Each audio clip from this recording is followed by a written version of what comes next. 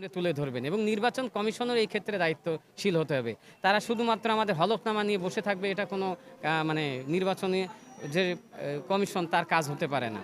আপনাকে প্রত্যেকটা প্রার্থী যেহেতু হলফনামা আছে, সে চোর না বাটপার না লুটেরা। যেমন এইবার নির্বাচনে ৪৫ জন ঋণখেলাপিকে অংশগ্রহণের সুযোগ করে দেওয়া হয়েছে। তো এই বিষয়টা নির্বাচন কমিশন যদি না দেখে তাহলে কে দেখবে?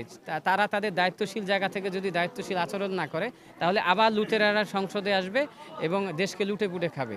তো সব কিছু মিলে আসলে নির্বাচন কমিশন এবং মিডিয়া যারা আছেন, আপনাদের অনেক দায়িত্বশীল হতে হবে। সবাইকে সমাজের সামনে, জাতির সামনে তুলে ধরতে হবে। কিন্তু এখন থেকে সকাল থেকে আমি যে পরিবেশ দেখেছি, পরিবেশ আল্লাহর রহমতে অনেক ভালো। আমি আশাবাদী যে দিন শেষে ভোটারের সংখ্যা সকালে যেভাবে কম দেখেছিলাম আস্তে আস্তে বাড়তেছে। দিন শেষে ভোটাররা ভোট কেন্দ্রে উপস্থিত হবেন এবং যোগ্য প্রার্থীকে ভোটে দিয়ে বাংলাদেশকে সামনের দিকে এগিয়ে নিয়ে যেতে সহায়তা করবেন। ধন্যবাদ।